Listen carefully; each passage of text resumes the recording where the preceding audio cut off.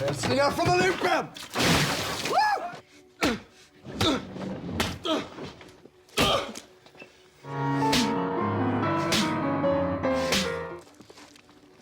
Var har du din rockkompis någonstans?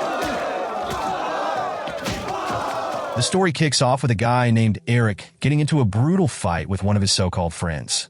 For no real reason, he beats the guy senseless while the others just stand there, too scared to step in. Eric's got a nasty reputation. He's always getting into fights, and no one dares to cross him.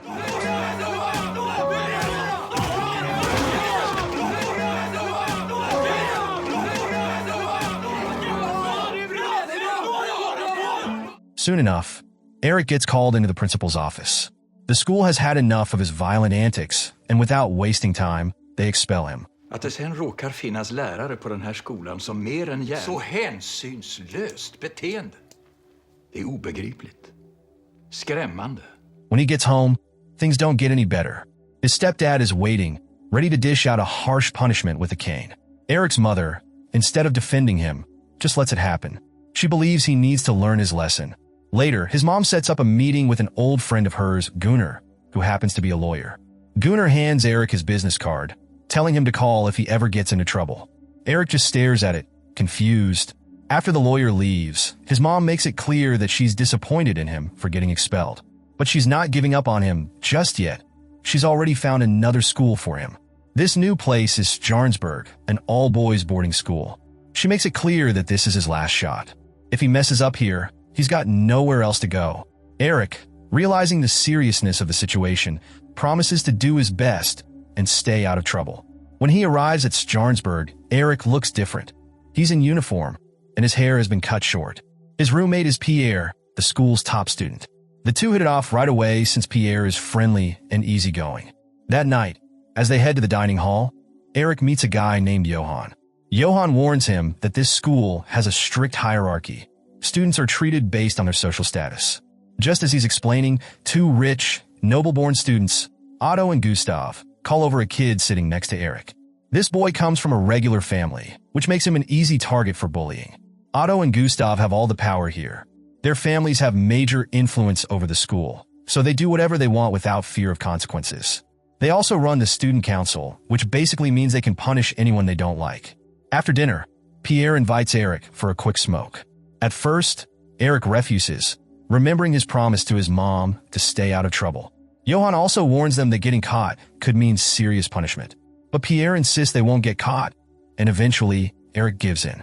The next morning, Eric is summoned by Otto and Gustav. Since he's new, they want to give him a proper welcome. Basically, they want to mess with him, but Eric refuses to play along. That refusal costs Johan. Otto attacks him, injuring his head so badly that he has to be taken to the infirmary. Later that night, Otto and Gustav try to mess with Eric again. They order him to clean a huge pile of dirty shoes. But just like before, Eric refuses and walks out. Gustav, annoyed, asks Otto what they should do about him. Otto, unfazed, decides to give it time. Eric is new, so they'll deal with him later. When Eric tells Pierre what happened, Pierre's face goes pale.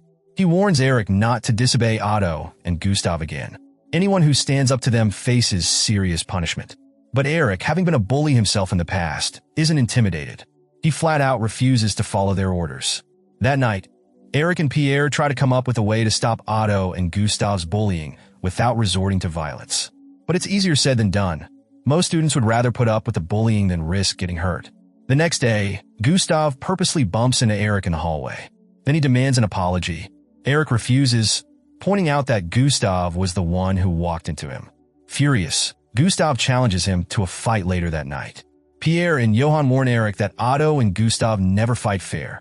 They always bring backup to gang up on their opponent. Even so, Eric considers accepting the fight. But at the last moment, he remembers his promise to his mom and decides to walk away. That night, Otto and Gustav wait for Eric in the so-called battle arena. When he doesn't show up, Otto laughs and calls him a coward. His followers cheer in agreement.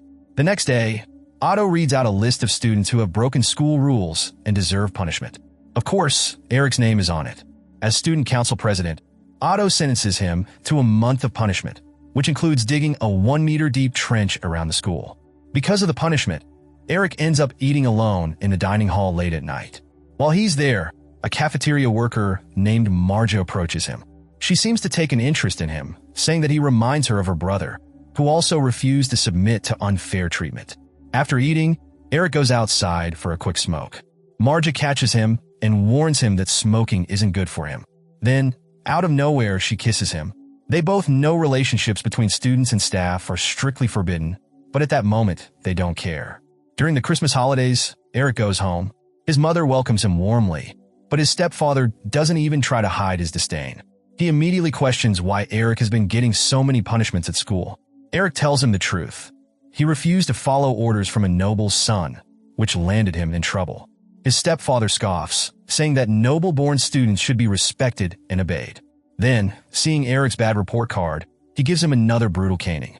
As always, his mother stands by and does nothing. When the holidays end, Eric returns to school and immediately goes looking for Marja. They secretly meet under the moonlight, sharing an intimate moment despite the risks. Meanwhile, Otto and Gustav aren't done with Eric yet. They come up with another scheme to mess with him. This time, they plan to dump filth all over him while he's sleeping. And as expected, their plan works. Eric and Pierre wake up in disgust, forced to clean up their room. But this time, Eric isn't going to let it slide. He's had enough, and he's ready to make Otto and Gustav pay for everything they've done. Eric grabbed a handful of dirt and crept into Otto's room, tossing it right onto him while he was fast asleep. The next morning at breakfast, Eric made sure to embarrass Otto in front of everyone. He exaggeratedly sniffed the air, making a big deal about a terrible smell, before stopping near Otto and dramatically announcing that the stench was coming from him. Otto, furious at being humiliated, lashed out and punched Eric in the face multiple times, leaving him bruised.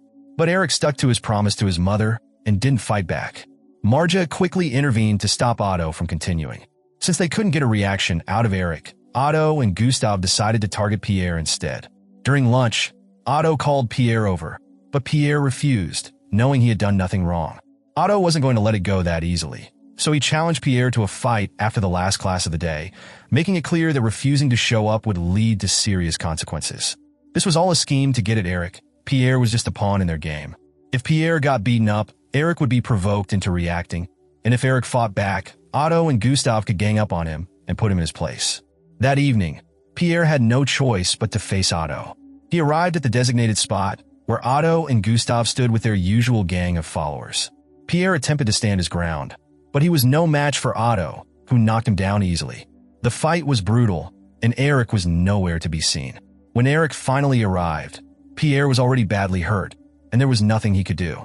He helped his friend back to their room and treated his wounds, making sure Pierre got some rest. Later, Eric met up with Marja, and they spent the night together. By morning, Eric rushed back to his room, worried about Pierre's condition, only to find the room empty. Pierre was gone, having packed up all his things and left for good. The only thing he left behind was a letter apologizing for leaving so suddenly. In the note, Pierre expressed his gratitude for Eric's friendship and encouraged him not to give up, urging him to continue fighting against the oppression and bullying that plagued the school. Eric was crushed but also fueled by Pierre's words. He knew he couldn't let Otto and his gang keep terrorizing the students. Determined to put an end to Otto's reign, Eric confronted Gustav and von Schenken in the dining hall, challenging them to a fight. The two bullies, despite their confidence and privileged backgrounds, were no match for Eric, who took them down with ease. Otto, watching in shock, realized that his strongest allies had been defeated. Eric then turned to Otto and let him know that he was next. Before dealing with Otto, Eric went to the kitchen to find Marja, only to learn that she had been fired and had already left. One of the female staff members handed Eric a letter from Marja. Her departure hit him hard. It felt like everyone close to him was being taken away. Meanwhile, Otto's henchmen had spotted Eric receiving the letter and wasted no time reporting it to Otto. Seizing the opportunity, Otto and his gang raided Eric's room and searched his belongings, eventually finding the letter from Marja. Otto immediately took it to the principal, exposing Eric's forbidden relationship with Marja as a serious violation of school rules. The principal wasted no time in calling Eric to his office and expelling him on the spot. Eric didn't argue. He accepted his fate. However, he made one request. He wanted Marja's letter back, as it was his only keepsake from her. The principal coldly refused and locked it away in a drawer. Eric walked out, but he wasn't going to leave without settling things with Otto first. Eric found Otto alone in the woods and confronted him, brandishing a thick stick.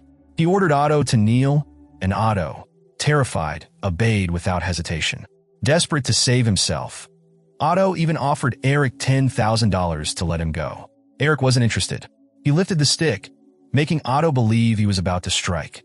Otto, now in full panic mode, started crying, begging for mercy, and even vomited out of sheer fear. Eric, disgusted, grabbed Otto's face and told him that unlike him, he didn't prey on the weak. With that, he walked away, leaving Otto trembling in the dirt. Before leaving for good, Eric remembered Gunnar's offer to help if he ever needed it. He contacted the lawyer, who promptly arrived at Stjarnsberg. Eric then stormed into the principal's office, where the man was enjoying a drink with the other staff members.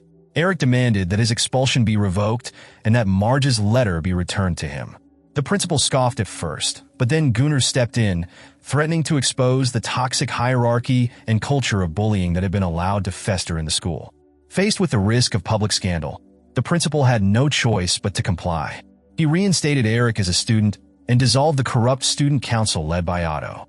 With Otto and his gang finally out of power, Eric was able to spend the rest of his time at school in peace.